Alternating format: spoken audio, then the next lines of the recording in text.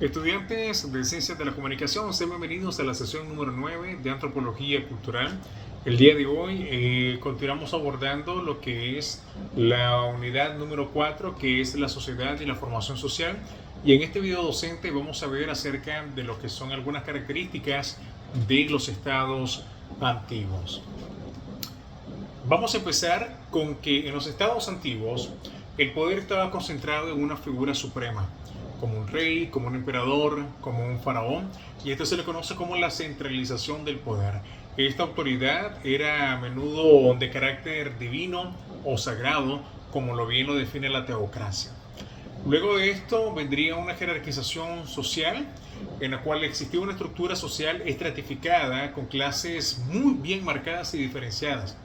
Estaban las élites gobernantes, que eran la nobleza, los sacerdotes, luego venían los comerciantes y los artesanos, y por último los campesinos y los esclavos.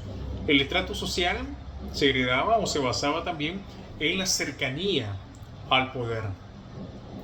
La organización burocrática se estableció una especie de burocracia compleja para poder administrar recursos, recaudar tributos, aplicar justicia y sobre todo controlar al pueblo. Ya en esta etapa aparecen algunos funcionarios especializados, como lo venían siendo los escribas, los recaudadores, los jueces, entre muchos otros más. Dentro de los estados antiguos, de las civilizaciones antiguas, estaba también el control territorial, donde el estado abarcaba un territorio definido, con ciudades, con aldeas, con campos de cultivo, que era muy importante. Recuerden de que ya cuando la humanidad dejó de ser nómada y se asentó, ya tuvo el senderismo, ya empezaron con las cuestiones de la agricultura para trabajar la tierra y poder subsistir. En este sentido del control territorial también se imponía control sobre algunas regiones conquistadas, esto mediante ejércitos permanentes o bien algunas fronteras que estaban protegidas. También dentro de la estructura estaban la tributación y los impuestos. La economía estatal dependía principalmente del cobro de algunos tributos en especie, como lo vendrían siendo los alimentos, el ganado, los metales, o bien lo podían hacer a través de trabajos como los corbeas. También se financiaban obras públicas a través de esto, como los templos. También se financiaban las guerras a través de los tributos y los impuestos. Y por supuesto la corte real. La realeza no vivía de gratis, hay que mantenerla. Dentro de las civilizaciones y de los estados antiguos estaba la religión oficial y el poder teocrático, porque en muchos estados antiguos el gobernante era considerado un hijo o bien un representante de los dioses, como lo era en Egipto y en Mesopotamia. Y en este sentido la religión y el gobierno estaban profundamente unidos y se construían templos monumentales y se promovía el culto oficial. Los estados antiguos tenían que protegerse y bien tenían que defenderse y atacar. Es por eso que el ejército estaba muy bien organizado, ya que el Estado mantenía un ejército profesional que estaba encargado de proteger el territorio y de expandir el dominio por la guerra. En este sentido, la fuerza militar también garantizaba el orden interno. La legislación, se desarrollaron algunos códigos de leyes escritos, como el Código de Hammurabi. Se establecieron normas de propiedad, de castigo, de comercio, de familia. La economía era agrícola y había un control muy fuerte de los recursos, ya que la base económica era la agrícola, que se sustentaba por sistemas de riego, de canales, de almacenamiento, y el Estado también controlaba los recursos como lo era el agua, la tierra y la producción. Tenían que asentarse, tenían que urbanizarse, entonces se empezaron a construir ciudades planificadas, con palacios, con templos, con plazas, mercados, con murallas.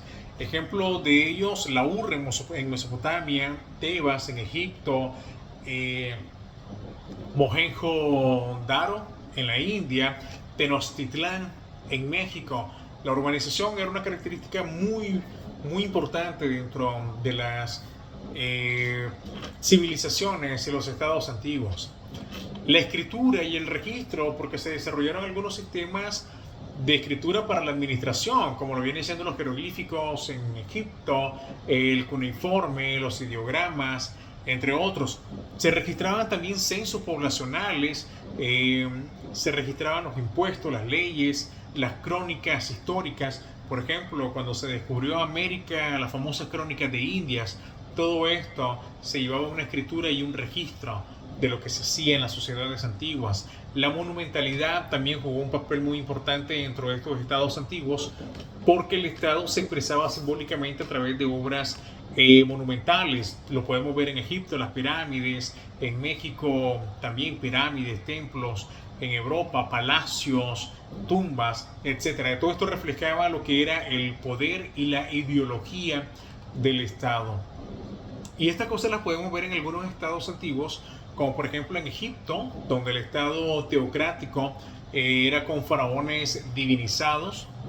En Mesopotamia, que estaban las ciudades-estados como Ur, que luego con algunos imperios como el babilónico. En la China antigua habían dinastías con fuerte control central y una tradición burocrática. La India del Indo, con estados con planificación urbana muy avanzada. El imperio persa, que era un estado imperial centralizado con una gran diversidad cultural. Y algunas civilizaciones precolombinas, como las mayas, los aztecas, los incas, con algunos estados teocráticos y un poder muy centralizado. Por acá venimos dejando entonces este video docente número 1, donde estamos abordando lo que son los estados antiguos, las civilizaciones y sociedades antiguas dentro del punto de vista antropológico. Gracias y nos vemos en el video docente número 2.